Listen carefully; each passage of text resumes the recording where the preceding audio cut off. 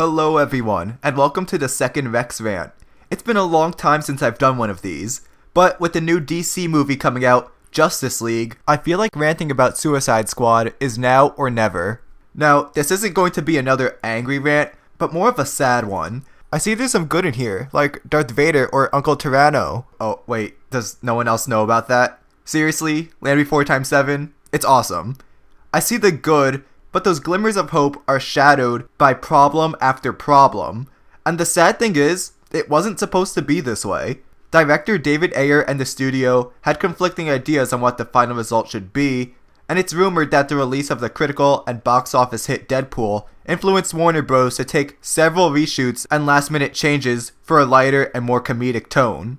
And it also didn't help that Batman v Superman, a darker, more serious movie, was completely void of any fun at all. That, coupled with a rushed production, created the worst possible circumstances for making a good movie.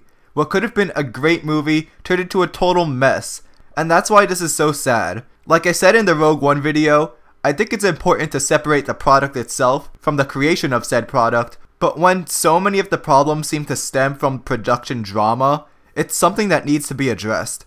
I've done an analysis of Jaws, and even though it was a production nightmare, way over budget, far past schedule, problems getting the animatronic to work, actor drama, basically every problem imaginable, I didn't need to get into any of that because the final product is a timeless masterpiece. Even with all that being said, it's still not as big a flop as Batman v Superman, because almost nothing is. Don't worry, we'll make that video soon. So what went wrong here, and what good is left? All my friends are heathens, take it slow. Wait for them to ask you who you know. Well, the second question is much easier to tackle. Yeah, there are a few bright spots every here and there. First and foremost, Will Smith. I mean, can the Fresh Prince ever give a bad performance? Well, yes, but this train wreck certainly wasn't his fault. Even with the laughably bad screenplay, Will Smith still gives it his all as the character Deadshot, who is more or less the main character of the film, and I'll get into that later. But anyways, it's hard to dislike Will Smith as long as you don't watch this. Also, Killer Croc looks cool. I'm glad they used makeup instead of having a giant CGI monster walking around with everyone else who's real. Although I found Amanda Waller moronic from seeing the scene, I think Viola Davis portrayed her very well. She brings out all the ruthlessness and toughness of the character. There's one standout scene when all the villains get to interact at a bar, and my final compliment is Diablo. Well, kind of. He's handled poorly, and a 10-year-old could have written his arc better, but I like what they were going for. He refuses to use his powers because long ago in a fit of rage, he killed his family. Again, a 10-year-old could have structured the arc better, but I like the attempt. He's the only one whose backstory is the least bit interesting. Anything else I like? Not really. Now, whenever we're looking at a disaster as large as Suicide Squad, the question is always where to even begin. Since I tend to start with the story and plot, I guess there's no better suggestion, so the plot. I'm not one to advocate living by the 3-act structure like it's the Bible, but Suicide Squad has chosen poorly. The entirety of the first act, or maybe just an extremely long prologue, is literally a 20-minute long summary of every character. It's literally explaining to us who each person is and why we should care about them. This is literally one of the laziest introductions I've ever seen. There are many far more natural ways to develop and explain characters. Just think about how many ways you get to know real people, talking with them, seeing them interact with others, how they talk about themselves, maybe through their art, their personality. And this is also a movie. You can define characters by different scores, postures, position on screen, voice, and so on. Literally having someone sit you down and tell you everything you need to know is the worst conceivable way to go about this. Because we already got the crash course in Suicide Squad with John Green, when the first act comes, we're reintroduced to everybody again for the most part. Even throughout the second and even third acts, we're randomly given exposition on the characters. In a generic story structure, the first act has the characters introduced, the second adds tension, and the third releases that tension in a wonderful display.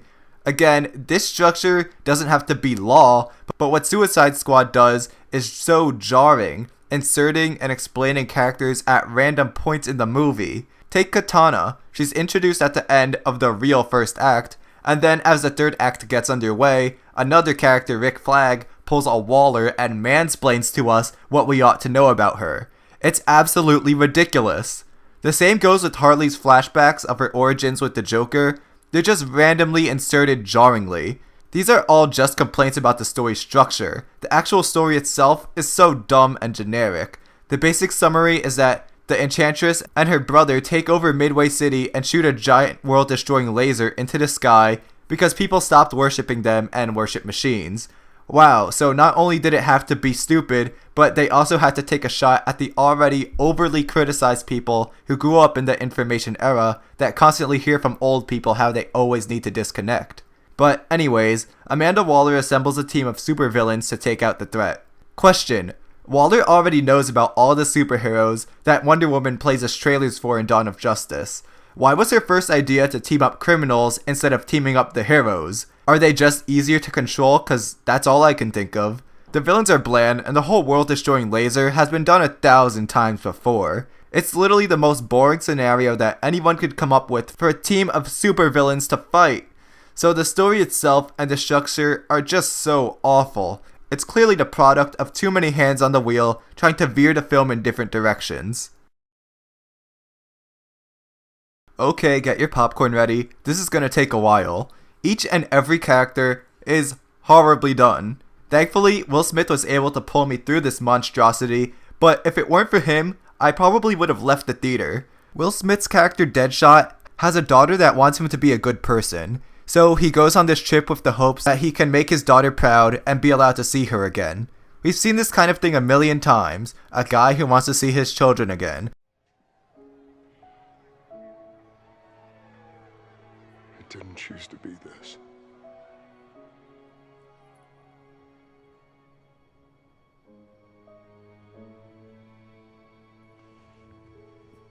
The only thing left to me now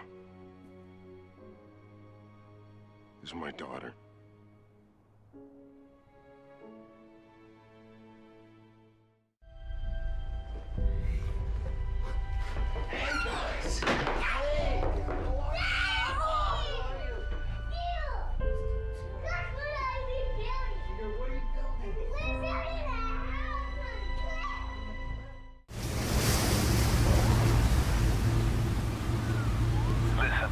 I've got a family. I need to get them out of here.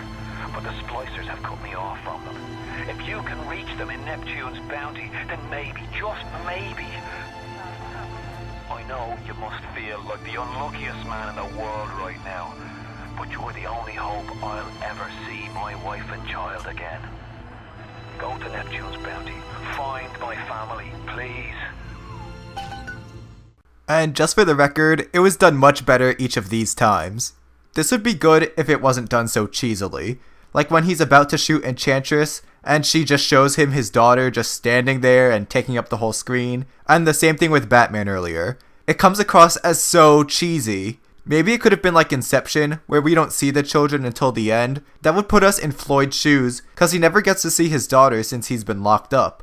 Then it'll be a nice moment when we and Floyd finally do see her. Too bad no one was clever enough to think of this. Other than him, the villain with most of the screen time is Harley Quinn, who is just awful. Margot Robbie is all over the place with her accent, and her jokes are so unfunny. They make you want to laugh just to avoid the awkward silence. It's not even explained why she's in the Suicide Squad. She's literally just the Joker's stripper girlfriend who hits things with a bat. Why does she need to be locked away in this maximum security prison? And why is she sent to fight supernatural beings? Seriously, what's she gonna do to those ancient deities with a baseball bat? Same thing with literally everyone else except Diablo and maybe Deadshot. And what possible way is Captain Boomerang gonna help? Anyways, this is the first time the iconic Batman villain has been put to screen, and she is totally wasted. Harley constantly thinks about her history with the Joker, and even has him break her out, but nothing is ever done or said about their relationship. The Joker uses her to bust out of Arkham, has her fall in a vat of acid, pimps her, and leaves her to be detained by Batman, and throughout the movie she never realizes how poorly he treats her. Wouldn't that have been a cool character arc? At first, Harley still feels an attachment to Joker and wants to go back to him, but by the end realizes that her new friends treat her far better and decides to stick with them instead of ditching. She grows past the abusive relationship. That would have been an awesome step for Harley, but sadly none of the writers were clever enough to think of it, or if they did, they somehow thought the garbage in the final product is better. As for El Diablo, like I said before, he easily has the best backstory and the most defined arc throughout Suicide Squad. The problem is the structure of said arc. At first, he refuses to use his fire powers, then after some encouragement from the Fresh Prince, he uses them and then he explains to everyone why he wouldn't use them before. Because we learn after the fact why he wouldn't flame on, when he does, it's emotionally empty. Then after he explains, it's just like, oh, that explains that. But again, no emotional investment. If we were told about him killing his family, then we'd understand the situation he's in as he's in it. So when he finally does take that step and use them, we're happy because we know the emotional weight he's overcoming.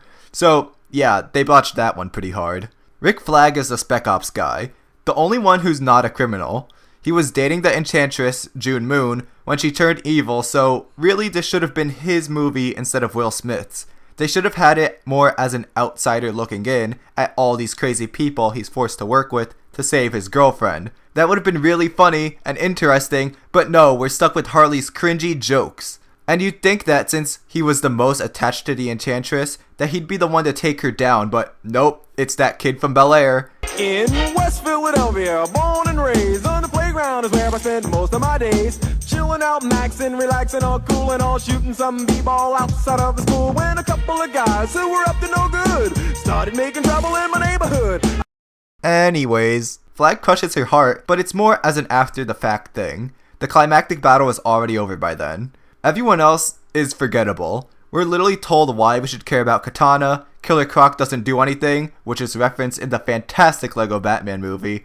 Captain Boomerang has a thing for pink unicorns, which the movie thinks is really funny when it's not, and Slipknot dies in 5 seconds. Finally, there's Amanda Waller, and even though I like how she was portrayed, nothing is really done with her in terms of the themes of control and government and shady undercover operations. There's not much commentary there besides, she's a jerk. Is it worth it in the end? Do the ends not justify the means? And all that kind of stuff.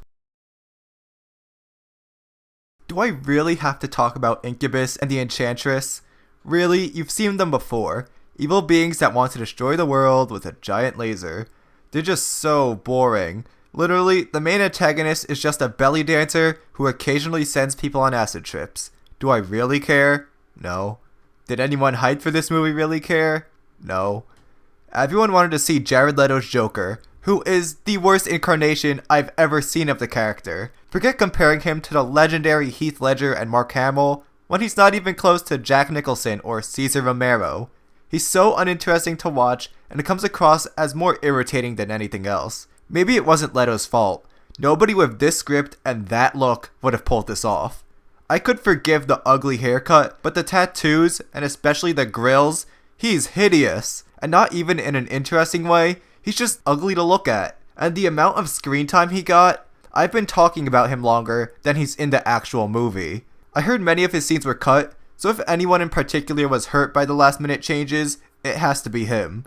So the outcome is that nothing is ever done with the Joker. He's literally just a glorified cameo who shows up maybe every half hour. The villains are the most forgettable part. Thankfully, they barely get screen time because I would have gone straight for the eye bleach.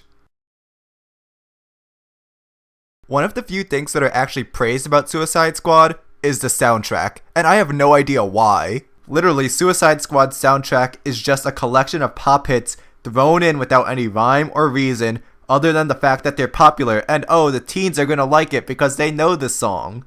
Like, literally everything in the movie, it's just random and jarring, just like the editing. To make up for the dullness, the unfunny characters, and taking place at night, the movie constantly goes nuts with the camera in order to keep you engaged.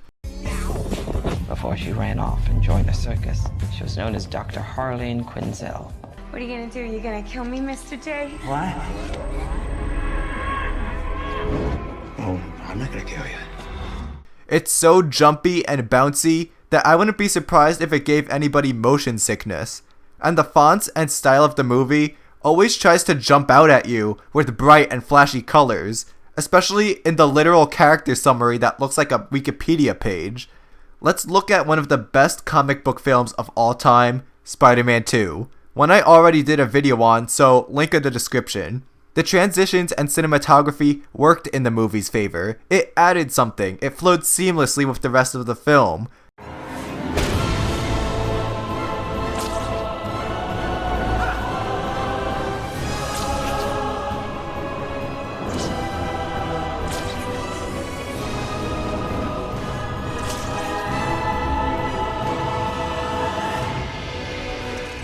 The Spidey Cam was an awesome development designed to enhance the experience of web swinging. Spider-Man 2 is a fun comic booky movie, so it had a lot of fun comic booky cinematography. In Suicide Squad, the cinematography and neon text go completely against and distract from the more serious look and feel of the rest of it, instead of going hand in hand with everything else, like Spider-Man. Again, this is probably because the silly Deadpool movie raked in tons of cash, and the darker, more serious Batman v Superman got stooled on by critics, so Suicide Squad wanted in on said cash and faced extensive edits and reshoots to be more silly. There's also the action. It's so bland and forgettable, I might as well not even talk about it. The characters have to fight through an army of possessed people to get to the antagonist, because a group of supers fighting an army hasn't been done before. They realized that these were once real people, and that could lead for a very remorseful group as they mowed down living people, but no, they just forget about it and never bring it up again. Nothing gets time to play out in this movie, so you're left feeling so empty. Because I can go on forever about this extreme misfire, this'll be the last major point I make.